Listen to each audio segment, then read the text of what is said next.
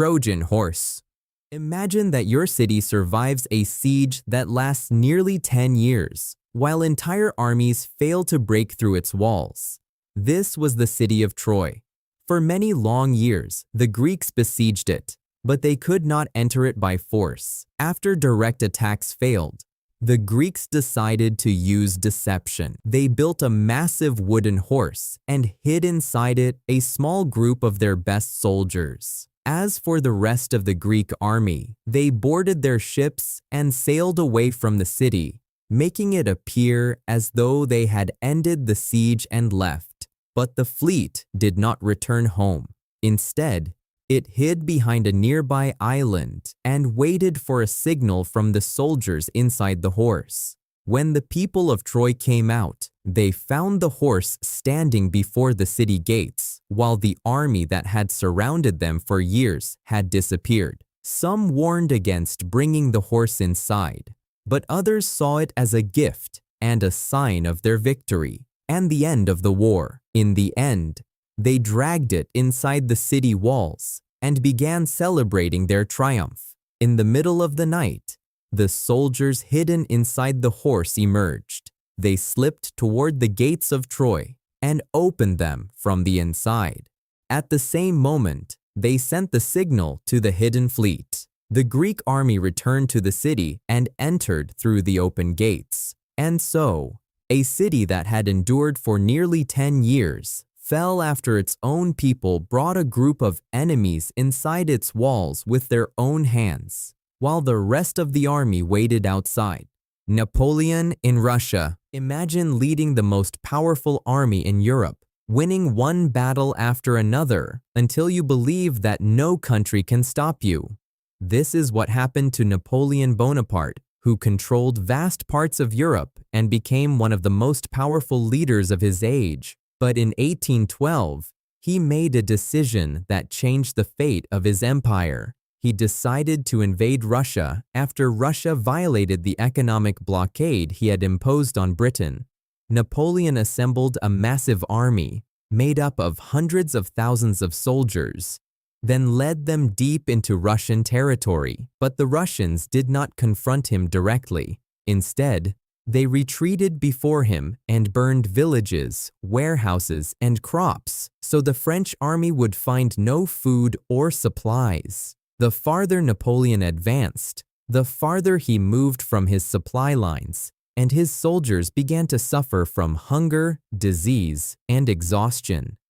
When he reached Moscow, he found large parts of the city burned and did not find the victory he had expected. Napoleon waited for Russia to ask for peace, but the Tsar refused to surrender. As winter approached, Napoleon realized he could not stay, so he ordered a retreat, but the road back turned into a catastrophe.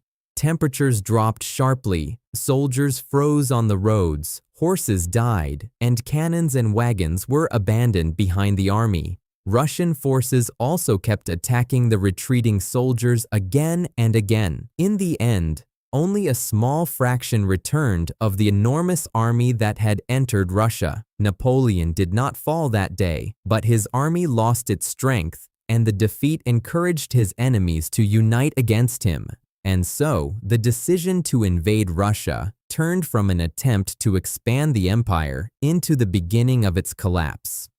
Cortés enters Tenochtitlan. Imagine that a small army arrives in your land from across the sea, and then you allow it to enter your capital and stay inside it. This is what happened to the Aztec Empire when the Spanish commander Hernán Cortés arrived in Mexico in 1519. He had only a few hundred soldiers with him, and that number was not enough to face a vast empire. But Cortés exploited a serious internal problem. Several local tribes hated Aztec rule because of taxes and constant wars. So he allied with them, and thousands of warriors joined him. Then, he advanced toward the Aztec capital, Tenochtitlan.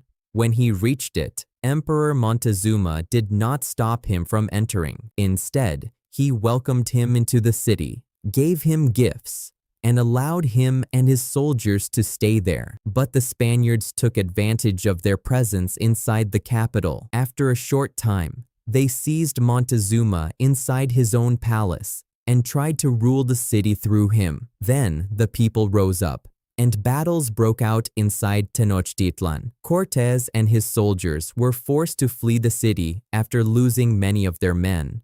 But Cortés did not give up. He returned later with a larger army of local allies.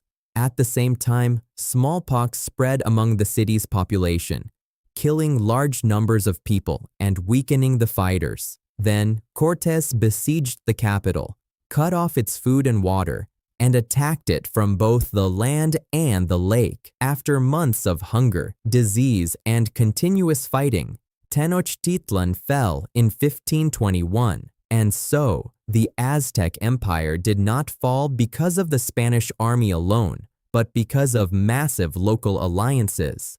Rome and the Goths. Imagine allowing tens of thousands of people to enter the lands of your empire, fleeing from an enemy chasing them. Then, you allow officials to steal their food and sell it back to them at brutal prices. This is what happened to the Roman Empire in the 4th century AD. At that time, the Huns were advancing from the east, attacking the peoples who stood in their path. Because of this, large groups of Goths fled and reached the Danube River, which separated them from Roman territory. The Goths asked the Roman Emperor Valens to allow them to cross the river and live inside the empire. Valens agreed because he believed they would become farmers and soldiers serving in the Roman army. But after they entered, Rome did not provide them with enough food. Some Roman officials exploited their desperation, hoarded the food, and forced them to pay outrageous prices for it.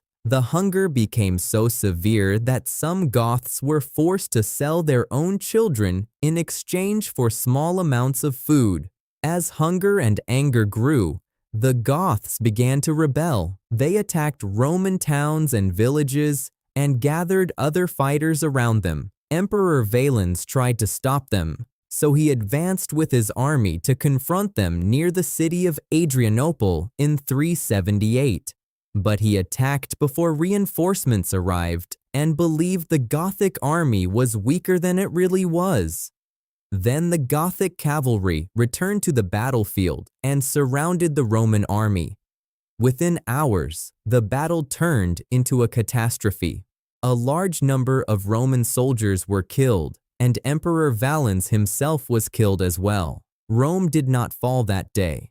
But the defeat at Adrianople shattered the prestige of the Roman army and showed that the empire could no longer easily control the peoples living inside its borders. And so the decision to welcome the Goths, then mistreat them, turned into a rebellion that shook one of the most powerful empires in the world.